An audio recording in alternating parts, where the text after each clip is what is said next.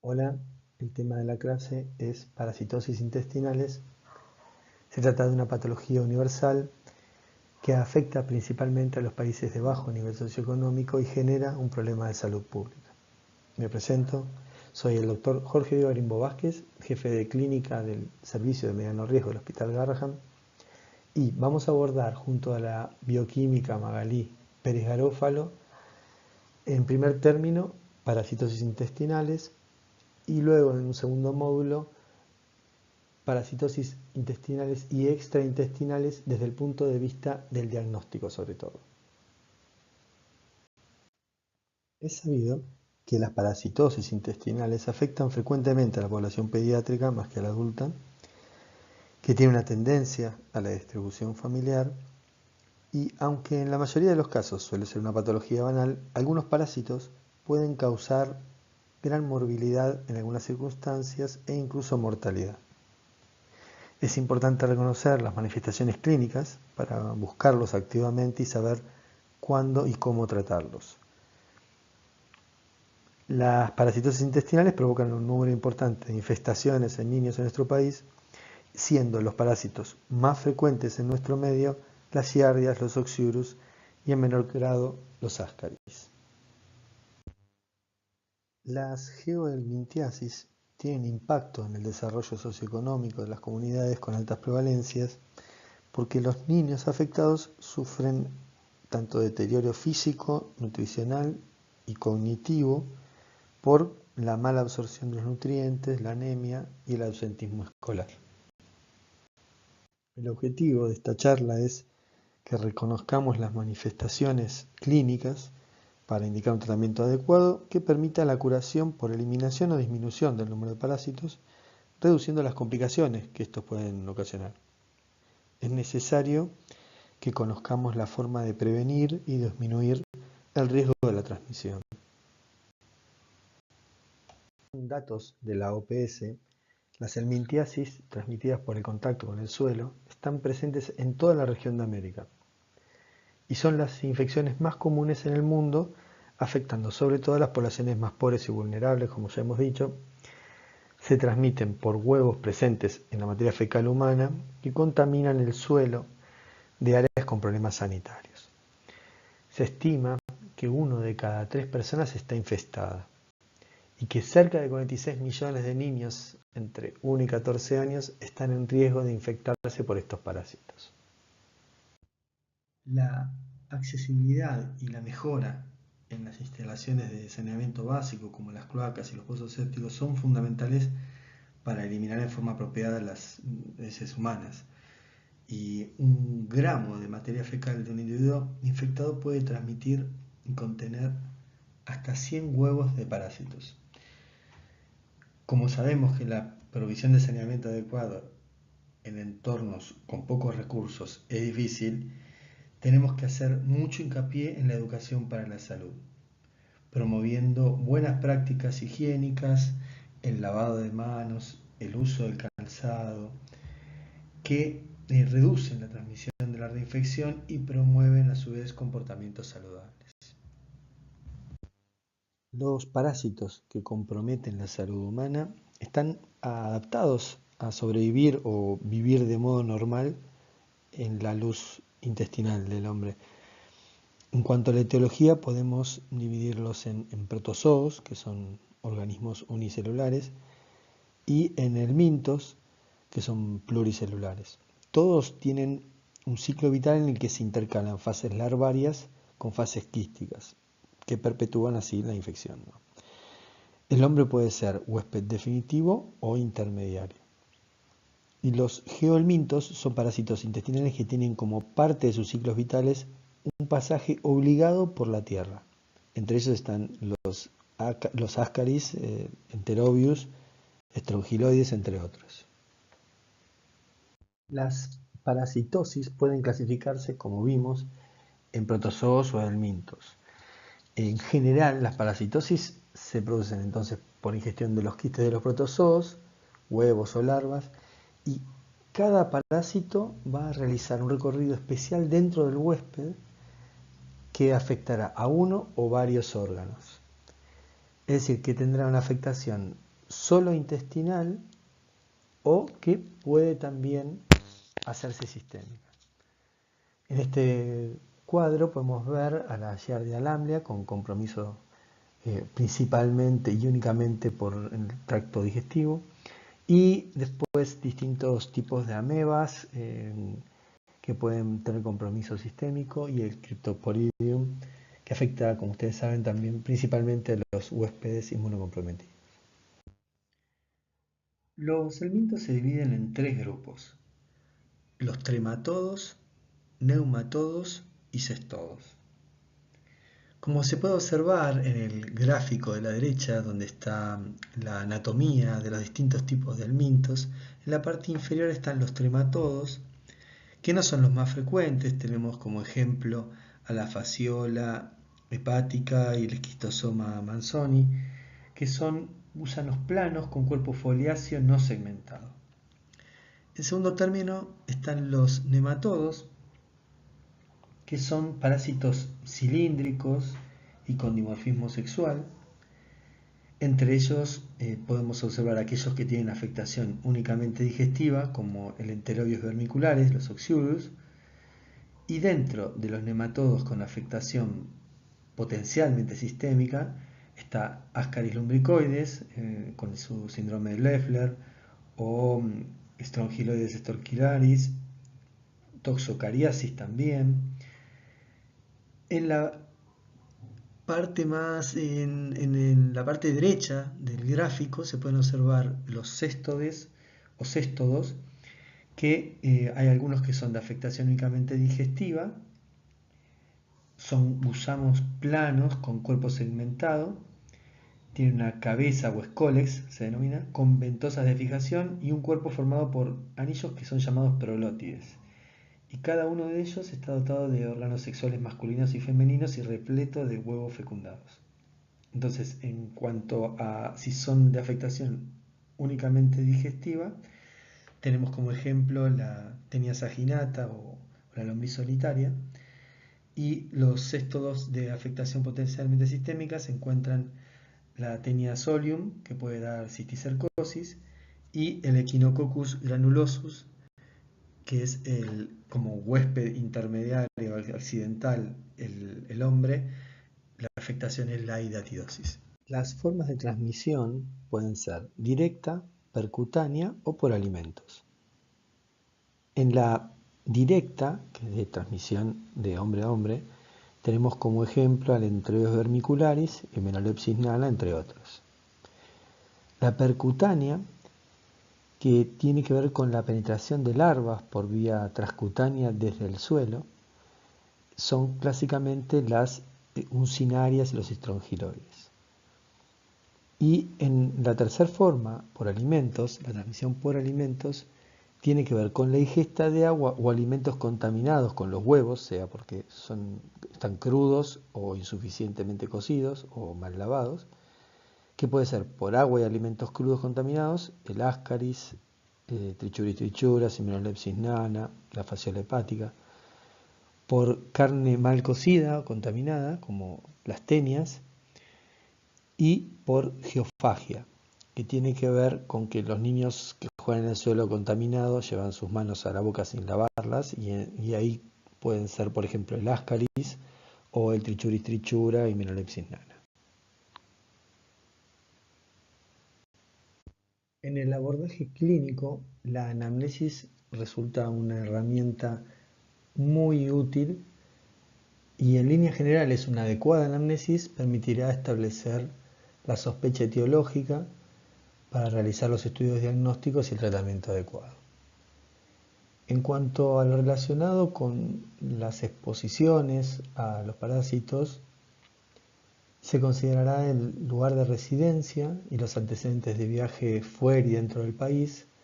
Sabemos que en determinadas regiones, por ejemplo en la Mesopotamia, nuestro país, son frecuentes las uncinarias.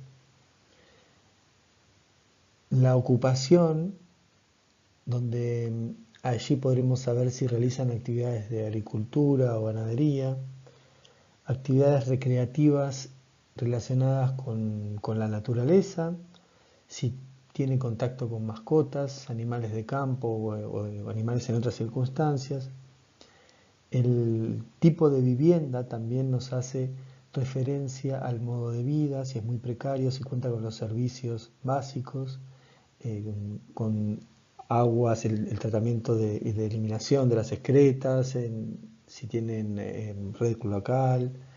Y en cuanto a los antecedentes personales, es importante considerar e indagar los hábitos alimentarios, si consumen carne mal cocida o chacinados caseros. Las verduras y alimentos frescos se encuentran por ahí mal lavados y los realizan rápidamente y en forma inadecuada. Si existen antecedentes de geofagia, es decir, hábito de pica, la utilización de calzado también, porque eso tiene que ver en la zona, por ejemplo, de la Mesopotamia. Recordemos que la forma de ingreso es a través de la vía percutánea. Ese sería un dato más. Si ha tenido también antecedentes de parasitosis personales, y también preguntaremos si ha tenido contacto con otras personas parasitadas, sea familiares, en el colegio, en el jardín, en el trabajo.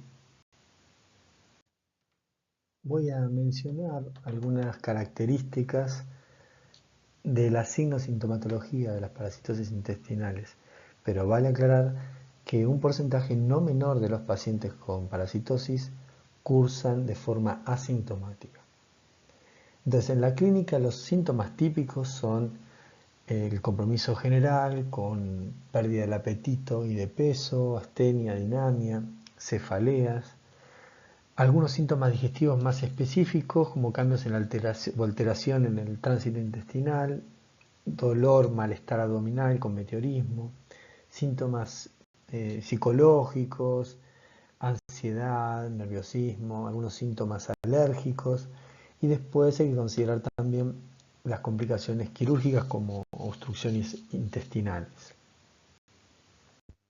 Entonces, ¿cuándo tenemos que sospechar la presencia de parásitos intestinales en nuestros pacientes?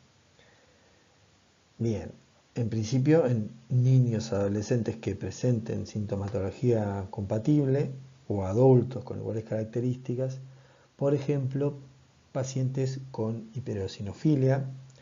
Recordemos que las eosinofilias severas tenemos que descartar la posibilidad de toxocariasis.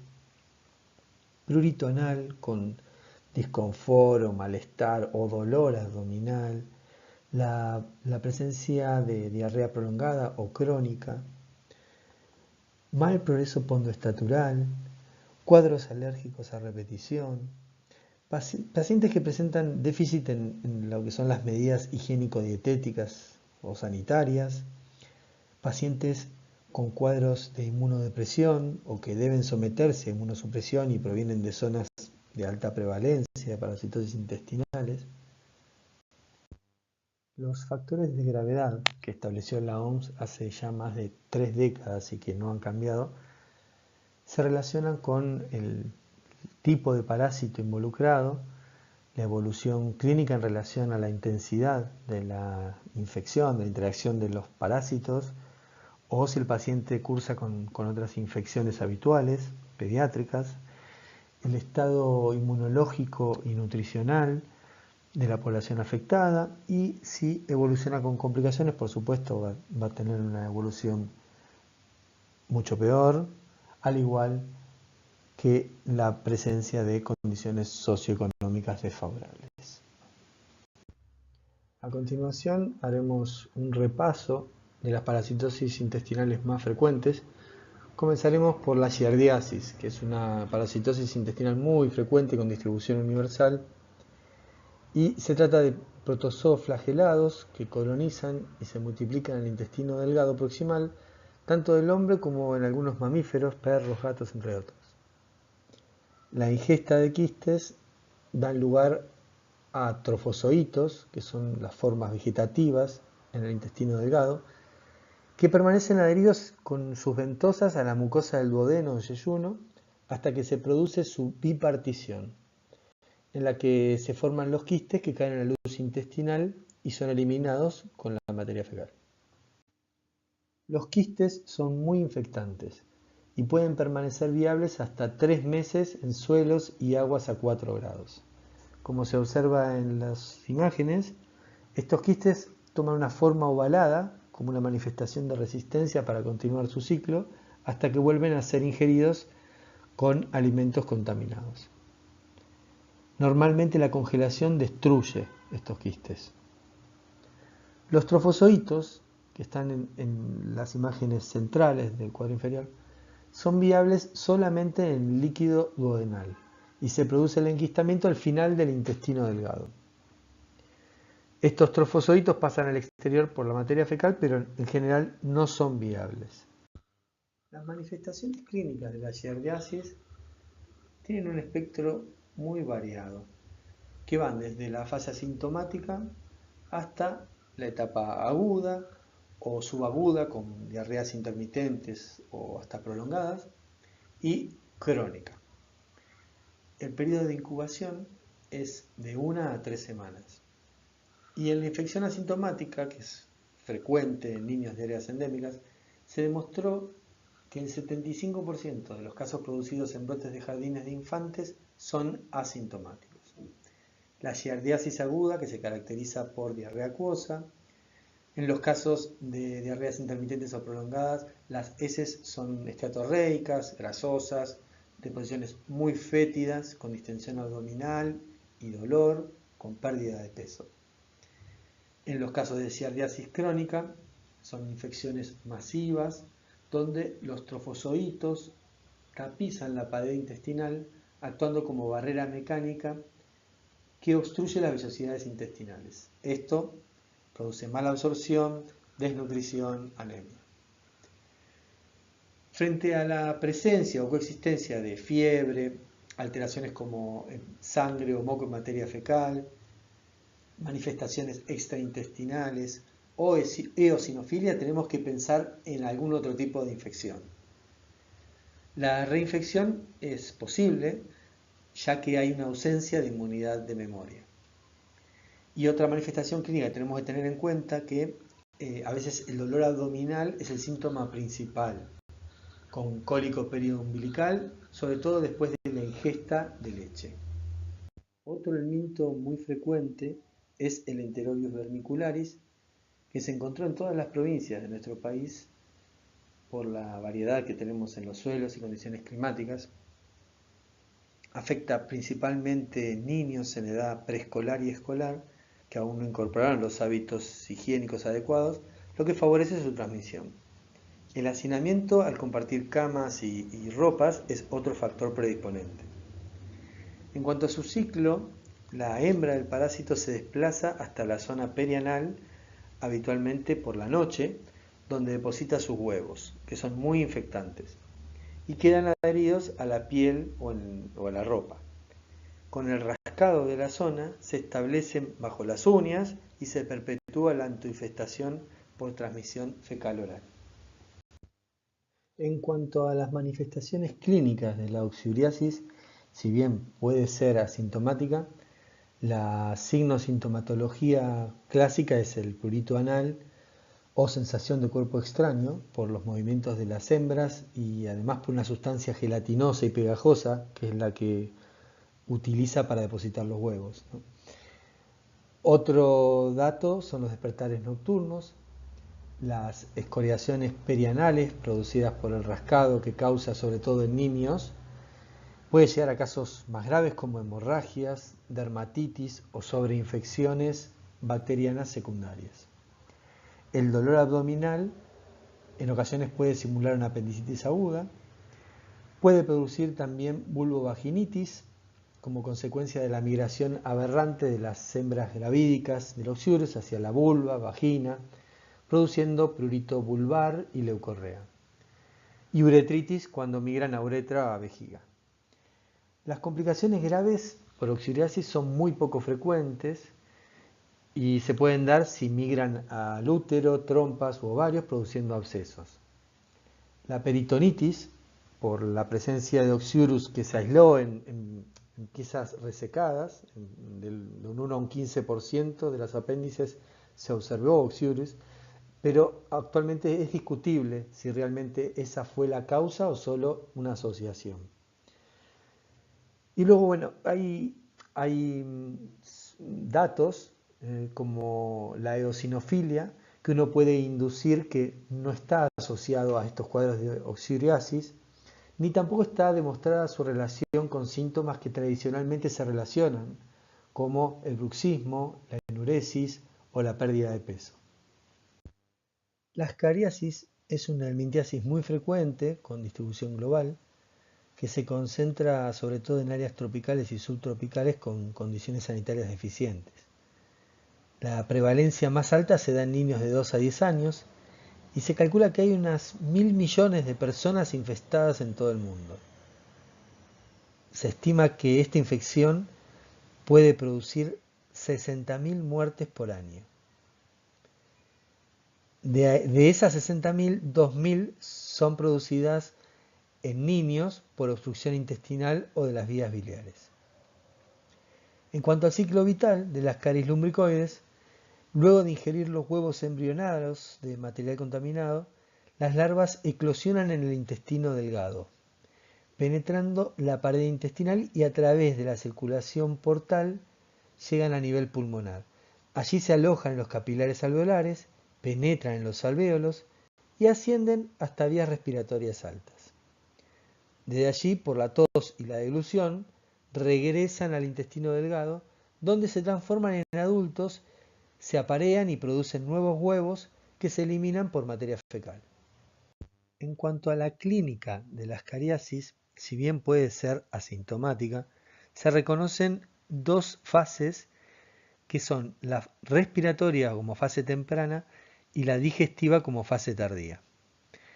En la respiratoria puede pasar desde síntomas inespecíficos como tos, sibilancias y a veces hemoptisis, hasta conformar el síndrome de Loeffler, que se caracteriza por la neumonitis aguda eosinofílica con una condensación pulmonar transitoria, causado esto por la fase de migración pulmonar de la larva. Y en la fase digestiva se puede producir signos sintomatología como dolor abdominal, meteorismo, vómitos, diarrea, anorexia, malnutrición. La ictericia es infrecuente. Y la infección crónica, generalmente asintomática, pero epidemiológicamente importante porque el portador continúa contagiando y excretando cerca de 200.000 huevos al día por cada hembra adulta infectante. Y esto uno tiene que tener en cuenta también que produce en el huésped una atrofia de vellosidades con deficiencia de lactasa y bloqueo de enzimas pancreáticas que ocasionan mala absorción y llevan a la desnutrición o mala nutrición del huésped. La complicación digestiva más frecuente es la obstrucción intestinal, que puede llegar a una peritonitis secundaria, a una perforación intestinal. Dentro de las complicaciones producidas por Ascaris lumbricoides, el trastorno más frecuente como complicación intestinal es la obstrucción. Puede ser una obstrucción mecánica producida por los ovillos de Ascaris, que si persiste puede tomar un punto fijo para desencadenar una invaginación intestinal o un vólvulo con perforación intestinal secundaria. La mortalidad en niños menores de 10 años supera el 5% en aquellos casos que tienen una obstrucción intestinal por esta causa, siendo el ileón terminal el lugar más afectado. Otras complicaciones que son muy raras son las pancreatobiliares y se pueden producir complicaciones por la invasión de esta región, como el cólico biliar, que se presenta con dolor repentino e intenso en hipocondrio derecho, con náuseas, vómitos, y el mecanismo de migración de los helmintos es que se puede desarrollar una colangitis aguda donde se agrega fiebre e ictericia por la ascaridiasis duodenal. En estos casos, se acompaña de leucocitosis y elevación de las enzimas hepáticas y bilirrubina. Otra de las complicaciones de esta región pancreatobiliar es la pancreatitis aguda, con una signo-sintomatología similar, aumento de la amilasa sérica por la entrada de los ascaris en el conducto pancreático. La colecistitis alitiásica, donde se observa dolor en hipocondrio derecho, escalofrío, fiebre, y esto es por los ascaris que ingresan en la vesícula biliar, pudiendo producir los abscesos hepáticos, que son muy raros en pediatría. Estos abscesos producen pus que contiene huevos de ascaris y fragmentos de estos parásitos muertos. La colangitis piógena recurrente se manifiesta también por infección en el tracto biliar, que forma barros y litos en los conductos hepáticos con una clínica similar, con fiebre alta, escalofríos y el mismo tipo de dolor, pudiendo desencadenar y desarrollar cuadros sépticos o shock séptico. En este caso vamos a hablar de la amebiasis. Sabemos que las amebas son organismos unicelulares que se movilizan con sus pseudópodos y viven en el aparato digestivo de los humanos, y muchos de sus géneros se comportan como comensales. Pero en este caso voy a hablar de la entamoeba histolítica, que es la única ameba con poder patogénico. La infección se produce al ingerir agua o alimentos contaminados con quistes del parásito. Recordemos que el quiste es la forma de resistencia, en este caso a bajas temperaturas, a la cloración de las aguas y a los ácidos gástricos, enzimas digestivas. Entonces, llega al ilion, en donde cada quiste da lugar a 8 trofozoitos. Los trofozoitos son la forma vegetativa activa y móvil. Colonizan la luz del colon, pudiendo invadir la mucosa y extenderse por debajo del epitelio intestinal y producir las características úlceras en botón de camisa. En cuanto a la clínica, la gran mayoría de los casos no dan síntomas y eso sí continúan expulsando los quistes por materia fecal, y esos son justamente los portadores asintomáticos. Luego un porcentaje menor entonces adopta distintas formas clínicas. Una de ellas es la colitis amebiana crónica no disentérica, que puede tener algo de pérdida de peso, dolor abdominal y alteración al ritmo de evacuación. La otra forma es la colitis disentérica, que esta es la forma más común de amebiasis intestinal invasiva, donde el paciente presenta deposiciones diarreicas con moco, pus y sangre, que son frecuentes, acompañadas de un dolor abdominal cólico, sobre todo en fosa ilíaca izquierda. El paciente tiene pujos, tenesmos, incluso después de defecar queda con dolor anorrectal y la sensación de que no ha podido evacuar todo. Tenemos que considerar en estos pacientes que si uno estudia la materia fecal van a ser heces con sangre, pero con escasa cantidad de leucocitos. Esto lo diferencia de las disenterías por shigelosis, por ejemplo. Y otro dato clínico es la falta de fiebre en los casos de amebiasis. Entonces, si estamos en la presencia de un niño con disentería, inicio brusco, con fiebre alta, hay que sospechar que esto puede ser una bacteria invasiva. Desde ya que en estas situaciones de disentería uno tiene que tener siempre en mente, por más que el parasitológico dé positivo para amebas, una sospecha de síndrome urémico hemolítico. Otro dato es la recurrencia, que en estos casos es poco frecuente, porque se genera cierto tipo de inmunidad celular en el huésped. Entonces, si tenemos un paciente que presenta episodios reiterados de disentería amebiana, tengamos en consideración otras causas, ¿no? Enfermedad inflamatoria intestinal y otras posibilidades.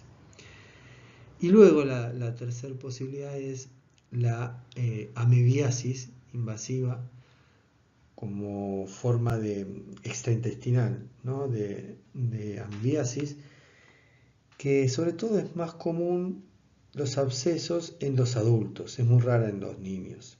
Y se presentan con dolor en hipocondrio derecho, fiebre y no tienen diarrea. En estos casos donde hay una invasión extraintestinal, puede también presentar lesiones en genitales, además de estos abscesos en hígado, pulmón y sistema nervioso central, así como también lesiones cutáneas. El tratamiento de las parasitosis en general tiene que ir asociado a pautas de prevención. Y en esto tenemos que ser muy contundentes en nuestro accionar como médicos en cuanto a la promoción de hábitos saludables, en lavado de manos, evitar el hábito de pica, higiene de alimentos, que uno considera ahí lo que es el lavado de frutas, verduras, la cocción adecuada de los alimentos y obviamente que es necesario un sistema sanitario con agua potable, con adecuado tratamiento de las excretas. Todo ello es necesario para complementar el tratamiento que uno indica farmacológico. Para que el tratamiento sea eficaz, es necesario, como dije, considerar y lidiar con la realidad sociosanitaria, las condiciones de hacinamiento de la población que asistimos y también hay barreras que se relacionan con los estilos y formas de vida, hasta con mitos y creencias culturales. La Organización Panamericana de la Salud y la OMS recomiendan la quimioterapia preventiva, que es la administración masiva de antiparasitarios, con albendazol 400 miligramos y mebendazol 500 miligramos, a niños en edad preescolar y en edad escolar, niñas, adolescentes, también en mujeres en edad reproductiva, mujeres embarazadas después del primer semestre del embarazo, individuos infectados con el VIH y adultos que trabajan en la agricultura en zona de riesgo. El tratamiento debe administrarse una vez al año cuando la prevalencia inicial de las infecciones por helmintos transmitidos por contacto con el suelo, que son los geohelmintos, en una comunidad es superior entonces esta prevalencia al 20%, una vez, y 2 veces al año cuando la prevalencia es superior al 50%.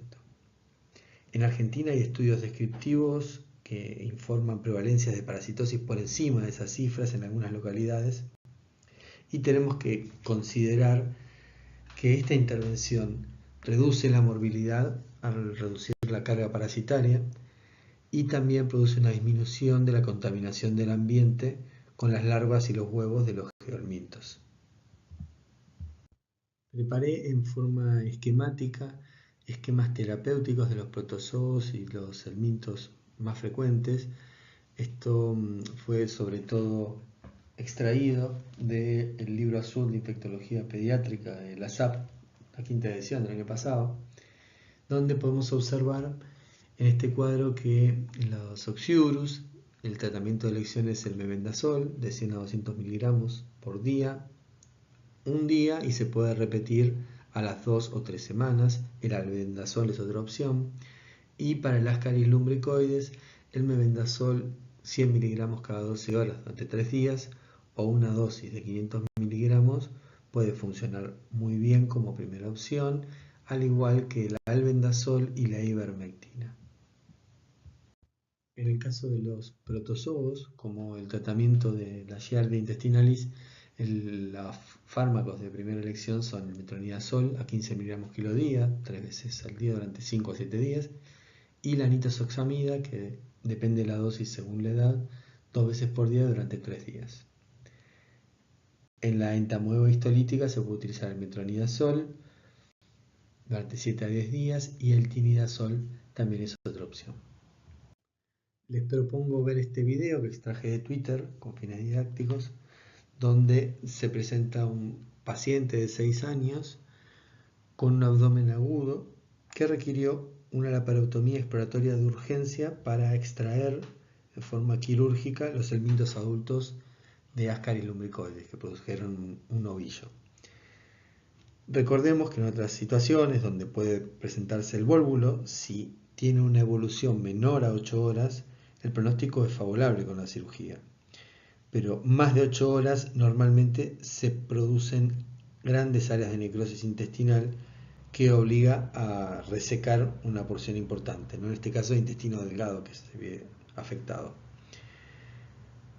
También en los casos de infestación por Ascaris, recordemos que puede haber complicaciones o compromiso pulmonar y ahí el tratamiento es sintomático, ¿no? Con broncodilatadores y corticoides.